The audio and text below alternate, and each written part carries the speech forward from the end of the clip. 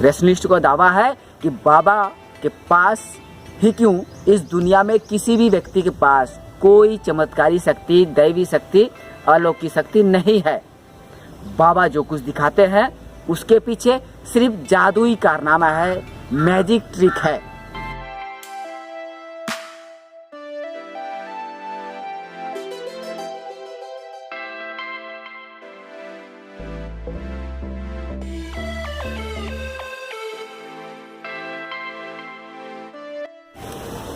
नमस्कार, मैं संतोष शर्मा और आप देख रहे why I am wrestling Santosh Sharma. Hindi में मैं क्यों तर्कवादी या युक्तिवादी हूँ। युक्तिवादी यानी जो कुछ समाज में है उसे तर्क की कसौटी पे परखने के बाद हम यह निर्णय लेते हैं कि इस पर विश्वास किया जाए या नहीं। अगर कोई बाबा, अगर कोई तांत्रिक, अगर कोई ज्योतिषी, अगर कोई दैवी शक्ति के अधिकारी व्यक्ति यह दावा कर बैठता है कि वह चमत्कार कर सकता है, वह अपनी चमत्कारी शक्ति के द्वारा किसी के मन की बात जान सकता है, किसी के जीवन में अगर किसी तरह की कोई समस्या है तो उसे वह अपनी दैवी शक्ति, अलौकिक शक्ति, चमत्कारी शक्ति के द्वारा समाधान कर सकता है। एक पर्चा ये लेकर आई हैं। अब माइक कुछ देर के लिए तो ले लीजिए। हैं? माइक नहीं ये है बहन, लो एक बार दोनों हाथ उठाओ सभी। बागेश्वर धाम की, सन्यासी बाबा की, दिव्य दरबार की। खोलो पर्चा।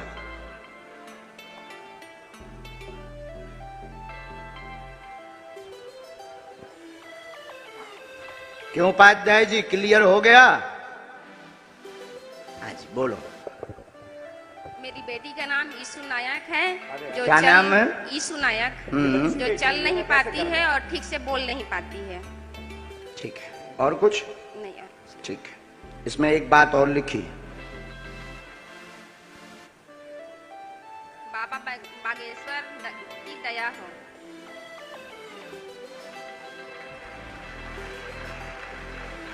हमारे बालाजी पर्चा भी पढ़ते हैं बहुत अच्छे से, एक एक अक्षर पढ़ते हैं। वो प्रमाणित ये आज का नजारा है रायपुर का। जो कहते थे कि दिव्य शक्ति क्या होती, दरबार क्या होता, ये नजारा ही देख लें, यही बहुत है। चलो, नंबर 2, नंबर 3, इनमें से इनके लिए कौन सा पर्चा खोलना है, ये भी तुम पे निर्णय है। अच्छा, महाराज जी ने मुझे एक और मौका दिया है कि नंबर 2 और नंबर 3 पर्चा लिखे हैं और मैं जो पर्चा कहूंगा सामने आने वाले का वो पर्चा होता है। तो एक बार आपके कहने पर लाइव टेलीविजन के सामने महाराज जी मैं ये खोलने जा रहा हूं और मैं ये चुनाव करने जा रहा हूं, ताकि ये प्रमाणित हो सके कि आपके पास एक दिव्य शक्ति है जिसकी बदौलत आप लोगों का कल्याण कर सकते हैं। आप तो नंबर बता दो। ठीक है, आप प्रमाण नहीं देंगे। नंबर 3 महाराज जी, नंबर 3 पर्चा खोलिए। फाइनल? फाइनल। 2 करवाओ, 2 पहले से रखा है। नहीं, लेकिन मुझे नंबर 3 देखना है भाई। नंबर 3 बताइए, नंबर 2 या 3? मैंने साला हो यार, इनने तो 3 ही है। 3 ही है ना? 2। नंबर 3। ये कितना नंबर है? ये नंबर 2।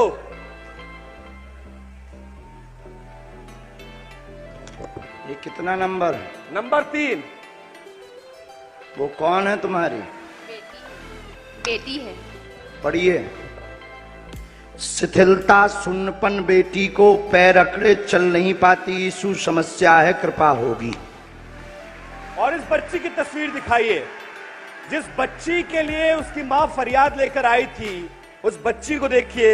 ये बच्ची 4 दिन से इस दरबार में आ रही है और बाबा जी से मिलने का प्रयास कर रही है। 3 माला करनी है, लहसुन प्याज, ये तुम्हारा पर्चा है। वो पर्चा भी दिखाइए, वो पर्चा भी दिखाइए। लाइव टेलीविजन के सामने देखिए दिव्य दरबार की उस शक्ति को जिसको लेकर चैलेंज किया गया, उसको अंधविश्वास बताया गया, लेकिन आज अब लेकिन दूसरी ओर मेरे जैसे रेशनिस्ट, युक्तिवादी या तर्कवादी व्यक्ति बाबा को खुलेआम चुनौती देते हैं।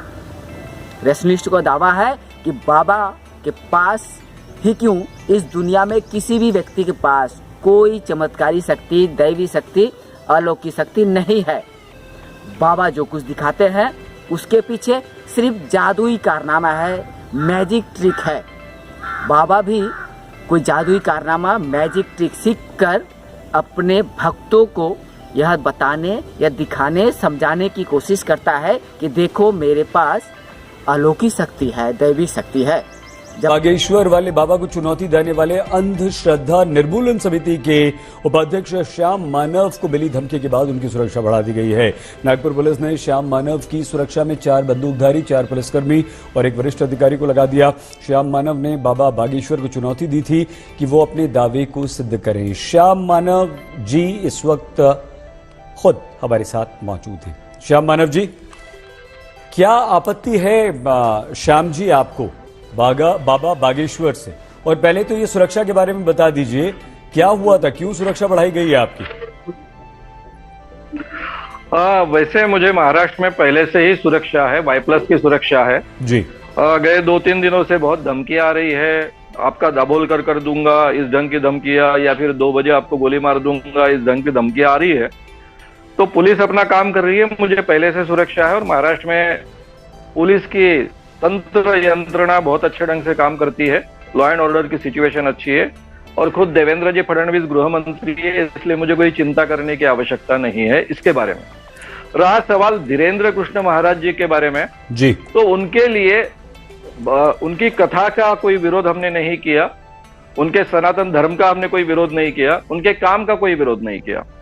दिव्य दरबार में वो जो दावे करते हैं कि उनके पास में दिव्य शक्ति है, इसलिए वो अपने आप कई चीजें पहचान सकते हैं, लोगों के घर में कौन सी चीज कहां रखी वो भी पहचान सकते हैं, और फिर वो अपने दिव्य दरबार में लोगों को कहते हैं कि तुम्हें भूत लगा है, तुम्हें टोटका किया है, जादू टोना किया है, अमुक व्यक्ति ने किया है।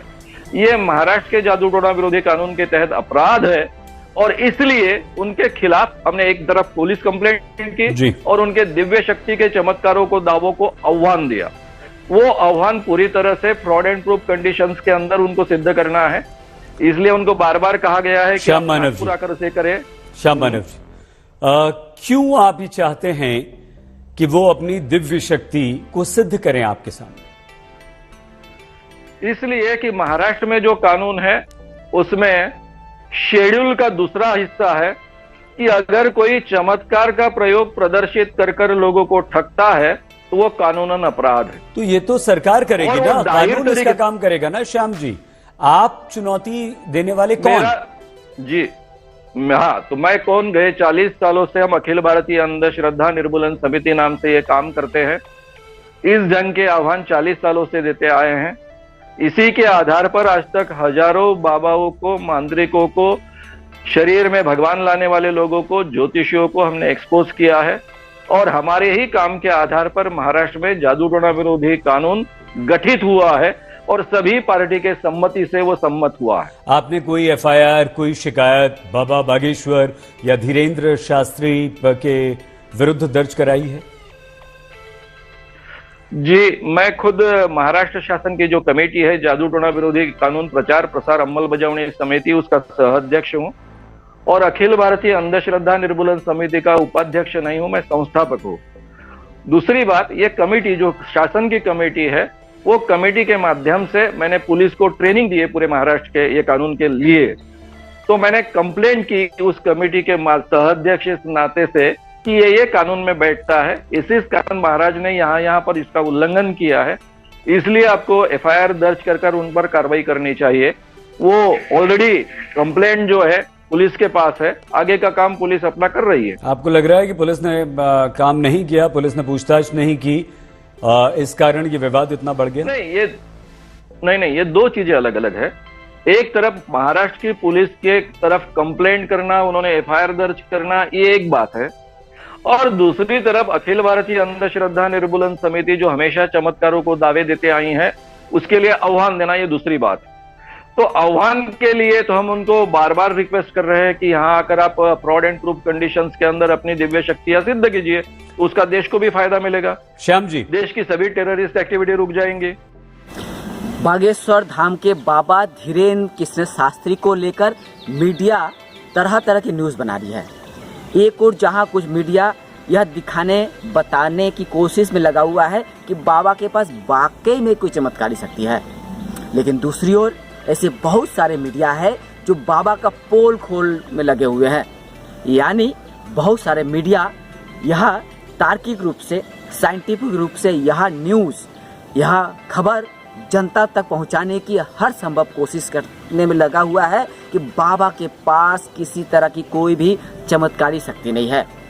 बाबा जो कुछ प्रदर्शन कर रहे, जो कुछ दिखा रहे, उसके पीछे सिर्फ और सिर्फ जादुई ट्रिक है, मैजिक का कारनामा है। बाबा के पास ना कोई अलौकिक शक्ति है, ना कोई चमत्कारी शक्ति है, ना कोई बाबा दैवी शक्तिधारी है। यानी आज इस विज्ञान के युग में भी मीडिया भी जनता को ये बताने की, दर्शाने की और समझाने की कोशिश करता है कि आप इस तरह के बाबा के चंगुल में ना फंसे। अगर आप बाबा के चंगुल में फंस गए तो आप ठगे जाएंगे तन मन धन से।